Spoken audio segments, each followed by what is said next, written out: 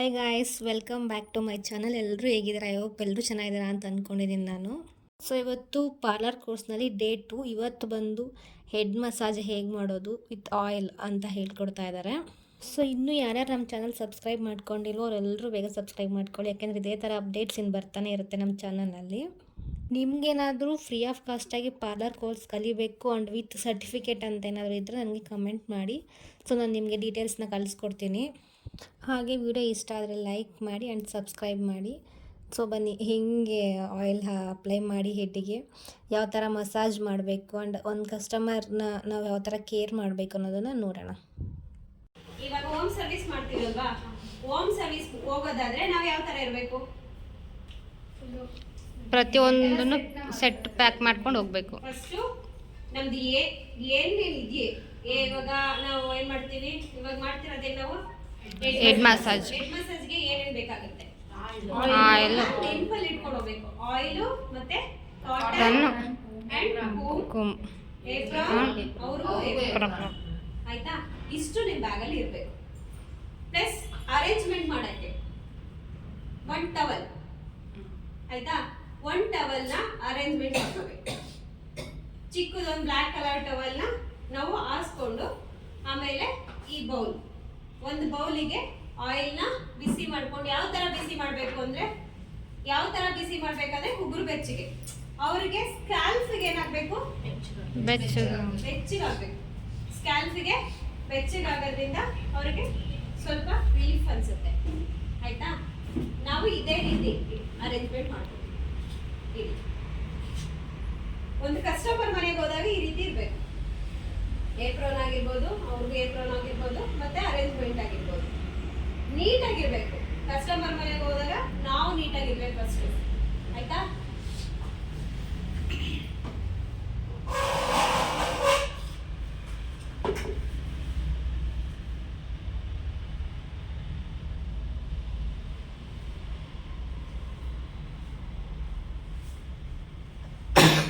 Partition ತಗೊಳ್ಳಿ, straight, ಆಮೇಲೆ year to year.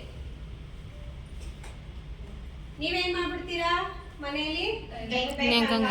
ತಿಕ್ಕೊಂಡ್ಬಿಡ್ತೀರಾ. ನಮ್ಮ ಕೂದಲಲ್ಲಿ ಡ್ಯಾಂಡ್ರಫ್ ಫುಲ್ ಯಾಕಾಗುತ್ತೆ? ಡ್ಯಾಂಡ್ರಫ್ ಯಾಕಾಗುತ್ತೆ? ನಾವು ಆಯಿಲ್ನ ಸ್ಕ್ಯಾಲ್ಫಿಗೆ ಹಾಕಿರಲ್ಲ. ನಾವೇನ್ ಮಾಡ್ತೀವಿ, ಹೇರಿಗೆ ಮಾತ್ರ ಆಗಿರುತ್ತದು. ಸ್ಕ್ಯಾಲ್ಫಿಗೆ ಯಾವುದೇ ಕಾರಣಕ್ಕೂ ಆಗಿರಲ್ಲ. ನೀವು ನತ್ತಿ ಮೇಕ್ ಹಾಕೊಂಡಿರ್ತೀರ, ಅಷ್ಟು ಜಾಗದಲ್ಲಿ ಮಾತ್ರ ಇರುತ್ತೆ. ಈಗ ಕೂಡ ಇಷ್ಟಕ್ಕೆ ಮಾತ್ರ ನತ್ತಿ ಮೇಕ್ ಹಾಕೊಂಡು ಈ ತರ ಇದು ಮಾಡ್ಕೊಂಡಿರ್ತೀರ, ತಿಳ್ಕೊಂಡ್ಬಿಟ್ಟು ಮತ್ತೆ ಹೇರ್ ಮಾತ್ರ ಹಾಕೊಂಡು ಬಿಟ್ಬಿಡ್ತೀರ ಅಲ್ವಾ? ಇದು ಏನಾಗುತ್ತೆ, ಇಲ್ಲಿ ಹಿಂದೆ ಎಲ್ಲ ಯಾವ ಕಡೆಗೂ ನಮ್ಗೆ ಆಯಿಲ್ ಆಗಿರಲ್ಲ. ಅವಾಗ ವೈಟ್ ಏಸ್ ಜಾಸ್ತಿ ಆಗುತ್ತೆ, ನಮ್ದು ರಫ್ನೆಸ್ ಜಾಸ್ತಿ ಆಗುತ್ತೆ. ಆಯಿಲ್ ಹಾಕೊಂಡು, ನೀಟಾಗಿ ಆಯಿಲ್ ಹಾಕೊಂಡು ನೀವು ಸ್ನಾನ ಮಾಡಿ ನೋಡಿ, ನಮ್ ಹೇರ್ ಎಷ್ಟು ಸಾಫ್ಟ್ ಆಗಿರುತ್ತೆ ಅಲ್ವಾ?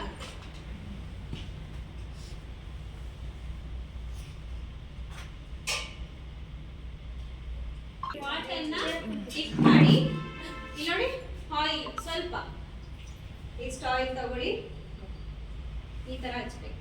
ಸ್ಕ್ಯಾಲ್ಪ್ ಆಗ್ತಾ ಇದೆ ಬೆಚ್ಚಗೆ, ಈ ತರ ಅಪ್ಲೈ ಮಾಡಬೇಕು. ಏನು ಕಾಟನ್ ಯೂಸ್ ಮಾಡ್ತೀವಿ ನಾವು? ಇವಾಗ ಹ್ಯಾಂಡಲ್ ತಗೋತೀವಿ, ಹ್ಯಾಂಡಲ್ ಎಷ್ಟೊಂದು ಹಚ್ಬೋದು ನಾವಿಲ್ಲಿ? ಸ್ವಲ್ಪ, ತುಂಬಾ ಹಚ್ಚಕ್ಕಾಗಲ್ಲ, ತುಂಬಾ ದೂರನೂ ಹಚ್ಚಕ್ಕಾಗಲ್ಲ. ತಗೊಂತಾನೆ ಇರ್ಬೇಕಾಗುತ್ತೆ, ಆಗ್ತಾನೆ ಇರುತ್ತೆ, ತಗೋತಾನೆ ಇರ್ಬೇಕಾಗುತ್ತೆ, ಆಗ್ತಾನೆ ಇರ್ಬೇಕಾಗುತ್ತೆ. ಕಾಟನ್ ಆದ್ರೆ ಕಾಟನ್ ಅಲ್ಲಿ ನಮ್ಗೆ ಆಯಿಲ್ ಇರುತ್ತೆ, ಜಾಸ್ತಿ ಅಬ್ಸರ್ವ್ ಮಾಡ್ಕೊಳ್ಳುತ್ತೆ. ಯೂಸ್ ಮಾಡ್ಬೋದು. ಕೂಮಲ್ಲೇ ನಮ್ದು ಬ್ಲ್ಯಾಕ್ ಕಲರ್ ಕೂಮ್ ಇರುತ್ತಲ್ಲ, ಕಡಿ ಕೂಮ್ ಈ ತರ ಈ ರೀತಿ ತಗೋಬೇಕು.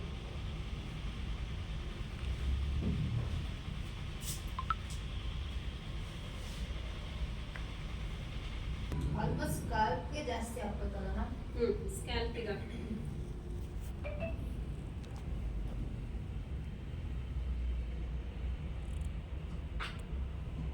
ನೀವು ಹಾಕೋ ರೀತಿ ಯಾವ ತರ ಇರಬೇಕು ಅಂದ್ರೆ, ಸ್ಮೂತ್ ಆಗಿ ಹ್ಯಾಂಡಲ್ ಮಾಡಬೇಕು, ನೀಟಾಗಿ ಹಾಕೊಂಡು ಉಜ್ಜೋದಲ್ಲ.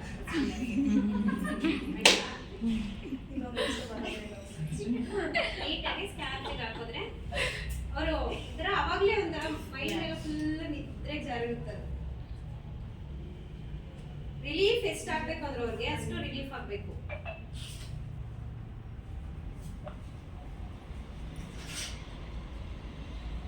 ಅವ್ರ ಹೇರ್ನ ಎಷ್ಟು ನೀಟಾಗಿ ಹ್ಯಾಂಡಲ್ ಮಾಡಬೇಕು ಅಂದ್ರೆ, ನೀವು ಅವ್ರಿಗೆ ಅನ್ನಿಸ್ಬೇಕು ಯಾವ ರೀತಿ ಅಂದರೆ ಸ್ಮೂತಾಗಿ ಮಾಡಿದ್ರಪ್ಪ ನಮಗೆ ಆರಾಮಾಗಿ ಮಾಡಿಸ್ಬೋದು ಅಂತ ನೀವು ಇಟ್ಕೊಂಡು ಮಾಡಿದ್ರೆ ಮುಗೀತು ಮತ್ತೆ ಅವ್ರು ನೀವು ಕರೆಯೋದು ಇಲ್ಲ ಹೋಮ್ ಸರ್ವಿಸಿಗೆ. ನೆಕ್ಸ್ಟ್ ಬ್ಯಾಕ್ ಸೈಡು ಸೇಮ್ ನೀಟಾಗಿ ಒಂದು ಕಡೆಯಿಂದ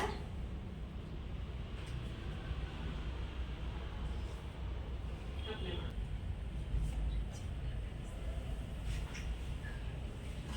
ಈಗ ನೀವು ನೋಡಿ ಇಲ್ಲೇ ಬಿಡೋದಲ್ಲ, ಮನೇಲಿ ಹೋಗಿ ಟ್ರೈ ಮಾಡಬೇಕು. ಯಾರ ಮೇಲಾದ್ರೂ ಆಯಿಲ್ ಹಾಕೊಳ್ಳೋರು ಇದ್ದೇ ಇರ್ತಾರಲ್ವಾ,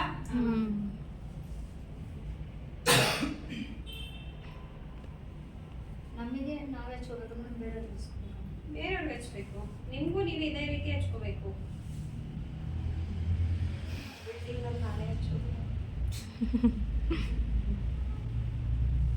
ಏನೋ ಇತ್ತೀಚೆಗೆ ಯಾರು ಆಯಿಲೇ ಇದು ಮಾಡಲ್ಲ ಮೇಡಮ್, ಆಯಿಲೇ ಅಬ್ಸರ್ವ್ ಮಾಡಿದ್ದೀರಾ? ನಾನು ಅಂದ್ರೆ ಅದು ಇವಾಗ ನೋಡಿ ನಮ್ಗೆ ಯಾವಾಗಾದ್ರೂ ಅನ್ಸುತ್ತೆ ಅಟ್ಲೀಸ್ಟ್ ಹಚ್ಕೊಳ್ಳೋಣ ಅಂತ. ನೆಕ್ಸ್ಟ್ ಅದನ್ನು ಅನ್ಸುತ್ತೆ. ಹೇರ್ನ ಈ ರೀತಿ ತಗೊಂಡು ಸ್ವಲ್ಪ ನಿಧಾನಕ್ಕೆ ಅವ್ರಿಗೆ ತುಂಬಾ ಇದು ಮಾಡ್ತಿದ್ದ ರೀತಿಲಿ ಹಚ್ಬೇಕು.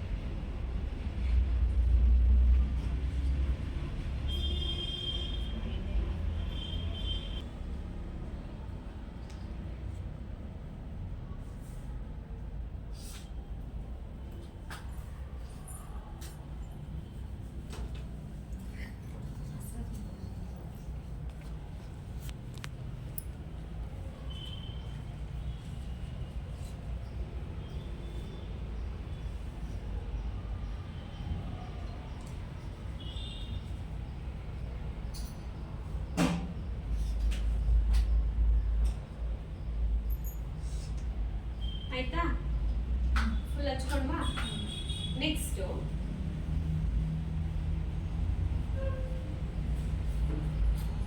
ನೋಡಿ ಫೋರ್ಹೆಡ್ ಮೇಲೆ ಫಸ್ಟ್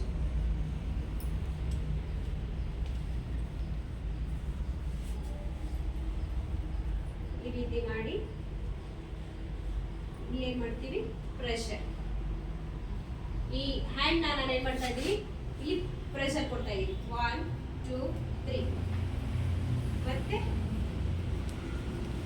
4.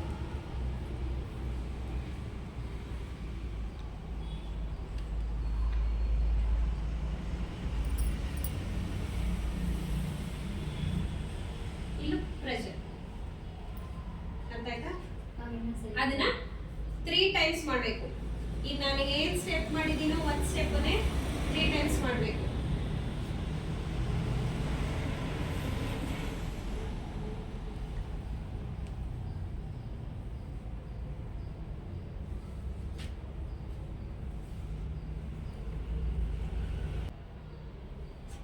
ನೆಕ್ಸ್ಟ್ ಇದನ್ನ ಸ್ವಲ್ಪ ಮುಂದೆ ಮಾಡಿ ಬಮ್ಮ.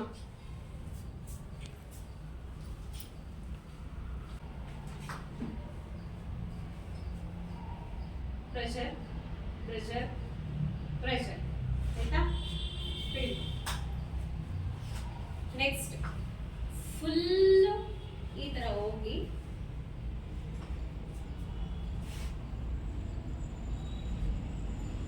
ಈ ಜಾಗದಲ್ಲಿ ಇಲ್ಲಿಂದ ಸ್ಟಾರ್ಟ್. ವೃತ್ತಿ ಮೇಲಲ್ಲ, ಇಲ್ಲಿಂದ ಫುಲ್ ಮುಂದೆ ಬಂದಿದ್ದೀನಿ ನಾನು. ಬೆರಳು ಇಷ್ಟು ನಂದು 4 ಬೆರಳಿದೆ ಮುಂದೆ, 4 ಬೆರಳು ನಂದು ಮುಂದೆ ಬಂದಿದೆ ಇಲ್ಲಿ. ಆಯ್ತಾ? ರೌಂಡ್ 1 2 3 4 5. ಈ ನಮ್ಮ ಹಿಯರ್ ಇದೆಯಲ್ಲ ಆ ಜಾಗದಲ್ಲಿ 1 2 3 ಪ್ರೆಷರ್. ಈ ಬೆರಳಲ್ಲೇ ಪ್ರೆಷರ್ ಕೊಡ್ತಾ ಇದ್ದೀನಿ ನಾನು. ಗೊತ್ತಾಗ್ತಾ ಇದೆಯಾ? ಈ ಬೆರಳಲ್ಲಿ ಫ್ರಂಟ್ 3 ಬೆರಳಲ್ಲಿ ಪ್ರೆಷರ್. ಮತ್ತೆ ಪಕ್ಕದಲ್ಲೇ ಈ ಜಾಗ ಆಗಿದ ತಕ್ಷಣನೇ ಸ್ವಲ್ಪ ಜಾಗ ಮುಂದೆ ಬಿಟ್ಟು ಮತ್ತೆ ರೌಂಡ್.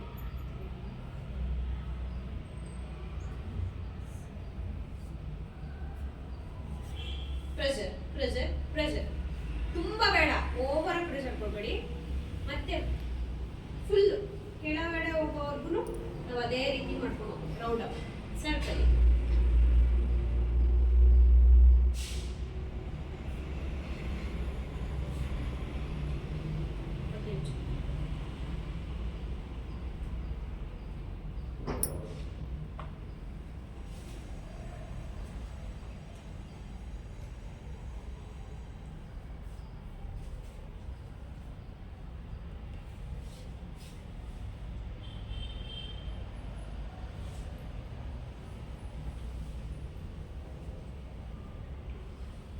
ಆಯ್ತಾ? ಇದನ್ನು ಸೇಮ್ 3 ಟೈಮ್ಸ್ ಮಾಡ್ರಿ. ಸೇಮ್ ಇಲ್ಲಿಂದನೇ 3 ಟೈಮ್ಸ್ ಮಾಡಿ ಬಿಡ್ಬೇಕು. ಇಲ್ಲಿಂದ ಇಲ್ಲಿವರೆಗೂ ಬರ್ಬೇಕು.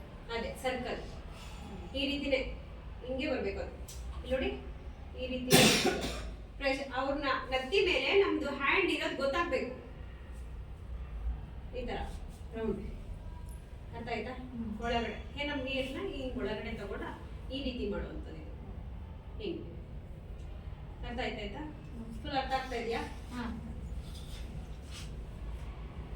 ನೆಕ್ಸ್ಟ್ ಇಲ್ಲಿಂದ ಈ ತರ ಪ್ರೆಷರ್ ಈ ರೀತಿ. ಆಯ್ತಾ? 1 ಹಿಂಗೆ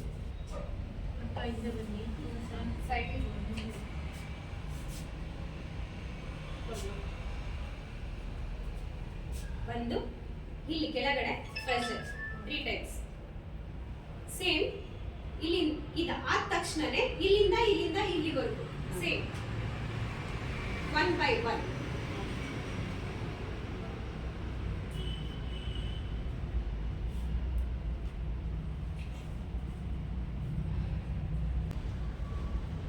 ನಾನು ಆಕ್ಚುಲಿ ನೈಲ್ ಕಟ್ ಮಾಡಲ್ಲ. ಕಟ್ ಮಾಡಿರೋದು ನಿಮ್ಮ, ಇವಾಗ ನಾನು ನೈಲ್ ಕಟ್ ಮಾಡಿಲ್ಲ, ನೀವು ಯಾರು ಮಾಡಲ್ಲ. ಹೌದು, ಮಾಡಿದ್ರೇನೆ ಕಸ್ಟಮರ್ನ ಇದು ಮಾಡೋಕ್ಕಾಗೋದು. ಇಲ್ಲಾಂದ್ರೆ ಒಂಚೂರು ನಮ್ಮ ಹ್ಯಾಂಡ್ ಅವ್ರಿಗೆ ಚುಚ್ಕೋತು ಅಂದ್ರೆ ಬಿಡಲ್ಲ ಅವ್ರು. ಈ ರೀತಿ. ಆಯ್ತಾ? ಎಲ್ಲಾ ಕಡೆನೂ ಇದು ಅಷ್ಟೇ 3 ಟೈಮ್ಸ್ ಮಾಡ್ಬೇಕು. ಆಯ್ತಾ? ನೆಕ್ಸ್ಟ್ ಜಿಗ್ಜಾಗ್ ಈ ರೀತಿ ಮಾಡೋದು. ಜಿಗ್ಜಾಗ್ ಫುಲ್ ಹೀಗೆ ಮಾಡಬೇಕು. 8 ಫುಲ್. ಆಯ್ತಾ?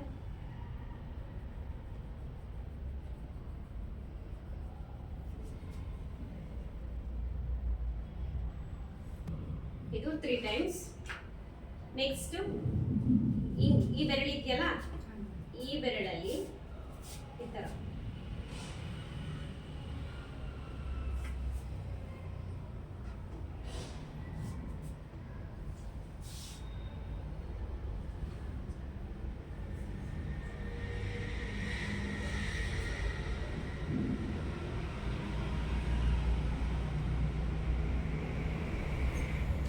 ಇದಕ್ಕೆ ಓಡುವಿಕೆ ಅಂತಾರೆ. ನಮ್ ಪ್ರೆಷರ್ ಇರಬೇಕಾಗಿ ಈ ಪ್ರೆಷರ್ ಹೌದು. ಅದು ಒಂದು ನಾನು ಏನ್ ಮಾಡ್ತೀನಿ, ಪ್ರೆಷರ್ ಅಲ್ಲೇ ಹೇಳ್ಕೊ ಬರ್ತಾ ಇದ್ದೀನಿ ಈ ರೀತಿ. ಅದು ಒಂದು ಫಿಂಗರಲ್ಲಿ ಮಾತ್ರ ಪ್ರೆಷರ್ ಇರಬೇಕಷ್ಟೇ. ಇಲ್ಲ, 2 ಫಿಂಗರ್ ಅಲ್ಲಿ. ಅದೇನಾ ಈ ಕೈದೊಂದು ಹಾಕಿ. ಆಯ್ತಾ? ನೆಕ್ಸ್ಟ್ ಈ ಹ್ಯಾಂಡ್ ಅಲ್ಲಿ ಕಡೆಜ ನೋಡಿ ಈ ತರ ರೌಂಡ್ ಮಾಡುವಂತ.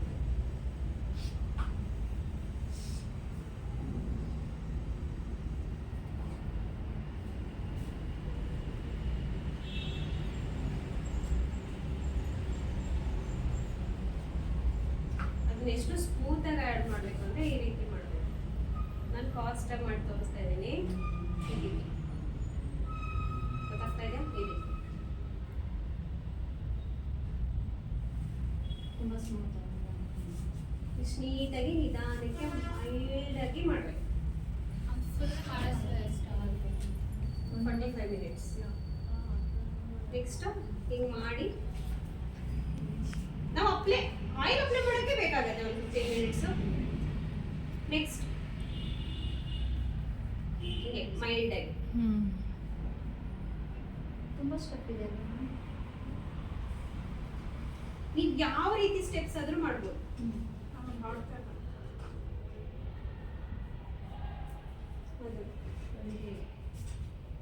ಇದು ಹೊಟ್ಟೆಲ್ಲ ಕಡಿಮೆ ಆಗುತ್ತೆ. ನೆಕ್ಸ್ಟ್ ಇಲ್ಲಿ ನೋಡಿ ಈ ರೀತಿ 1 1 1 1 1 ಎರಡು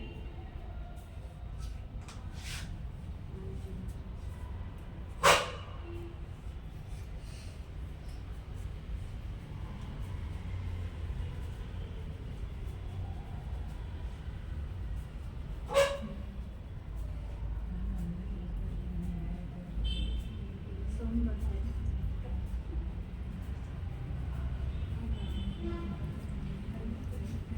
ಇಲ್ಲಿದೆ ಬರ್ತಾ ಇದೆಯಾ?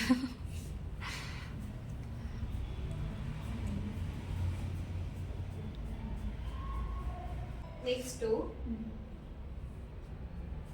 ಕೂದಲುಗಳಿರ್ತಾವಲ್ಲ, ಇಲ್ಲಿ ಬೇಕು 1 2 3 ರೂಟ್ಸ್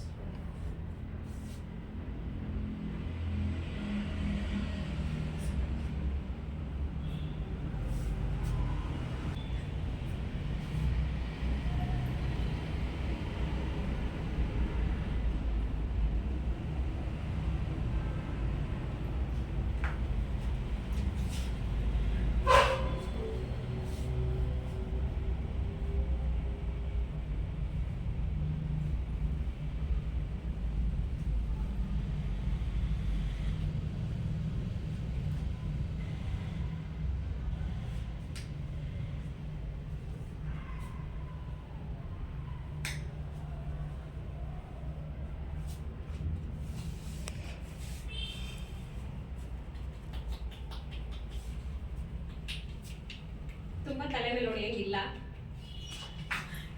ಆಮೇಲೆ ಹಾಕೊಂಡು ಹೊಡೆದು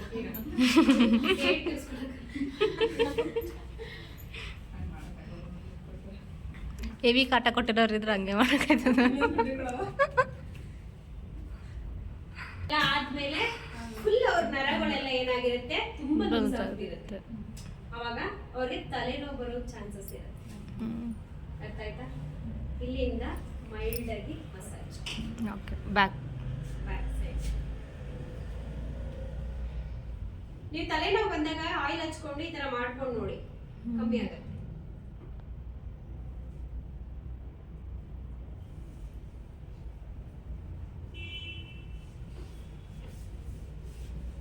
ಇಲ್ಲಿವರೆಗೂ ಹ್ಯಾಂಡ್ವರೆಗೂ ಈ ತರ ಪ್ರೆಸ್ ಮಾಡಬೇಕು.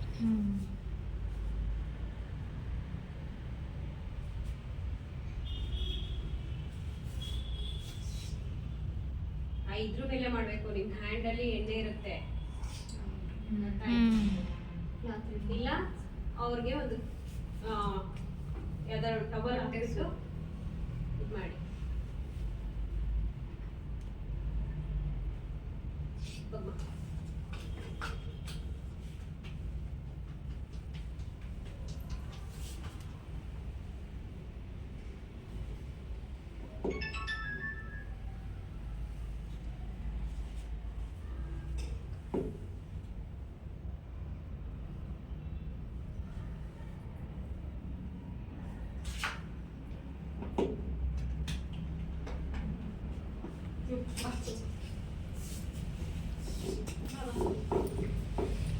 ಲಾಸ್ಟ್ ಅಲ್ಲಿ ಮೈಲ್ಡ್ ಆಗಿ ಮಾಡಿ, ಹಿಂಗೆ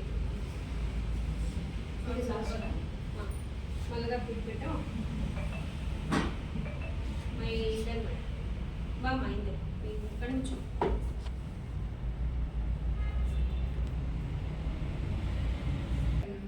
ಕ್ಲಿಯರ್ ಹತ್ರ ನೋಡಿ, ಈ ಪ್ರೆಷರ್ ಇರ್ಬೇಕು. ಈ ತರ ಮಾಡಿ ಪ್ರೆಷರ್.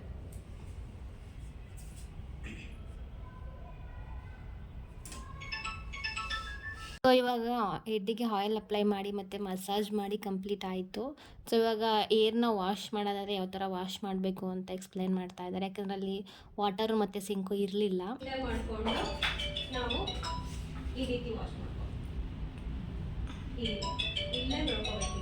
ನಾವು ಇಲ್ಲಿ ನೀರು ಹೋಗ್ಬಾರ್ದು, ಇಲ್ಲೇ ಇಟ್ಕೊತೀವಿ ನಾವು, ಈ ರೀತಿ ಇಟ್ಕೊತೀವಿ ವಾಟರ್ನ, ಅದು ನೀರು ಹೋಗ್ಬಾರ್ದು.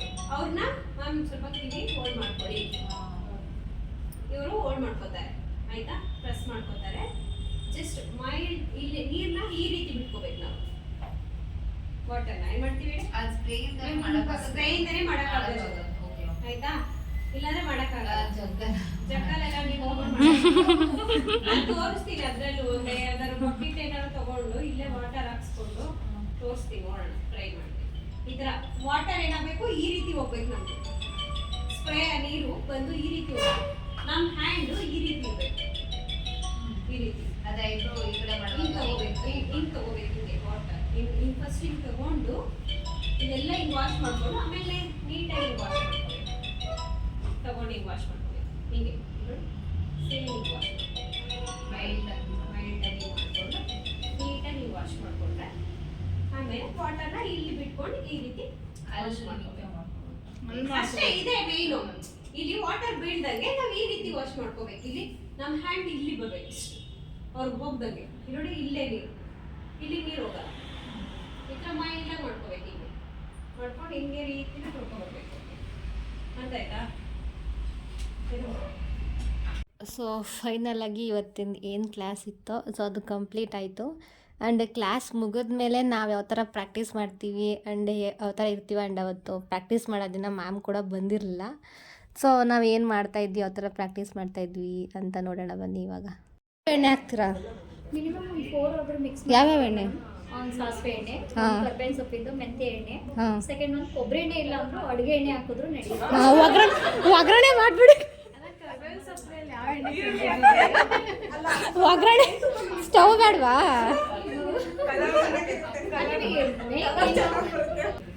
ಸಾರಿ ಯಾರು ಬಟ್ ಇದು ಏನಷ್ಟು ಕ್ವಾಲಿಟಿ ಇಲ್ಲ ಅನ್ಸುತ್ತೆ. ಸಾಕಲ್ಲ?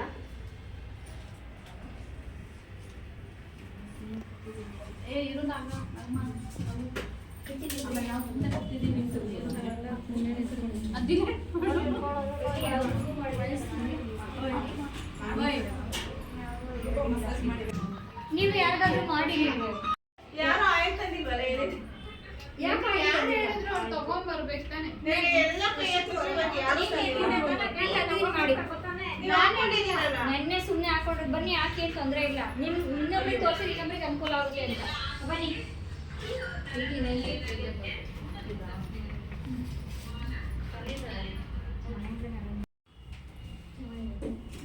ಫಸ್ಟ್ ಇದು ಮಾಡ್ಕೊಡಿ, ಆಮೇಲೆ ನಾವು ಮಾಡಿದ್ದೀವಿ ಬಿಡಿ.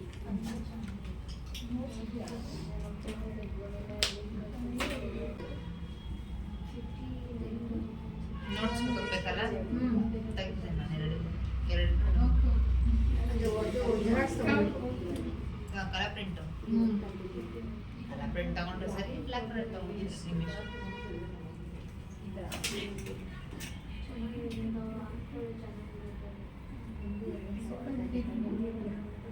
ನಮ್ಮನ್ನು ಪ್ರಾಕ್ಟೀಸ್ ಮಾಡಿ ಅಂತ ಬಿಟ್ಟೋದ್ರೆ ನಾವೇನು ಮಾಡ್ತಾಯಿದ್ವಿ ನೋಡಿ, ಒಬ್ಬರು ನೋಟ್ಸ್ ಬರಿತಾ ಇದ್ದೀವಿ, ಒಬ್ಬರು ಮಾತಾಡ್ಕೊಂಡು ಕೂತಿದ್ದೀವಿ, ಒಬ್ಬರು ಪ್ರಾಕ್ಟೀಸ್ ಮಾಡ್ತಾಯಿದ್ದೀವಿ.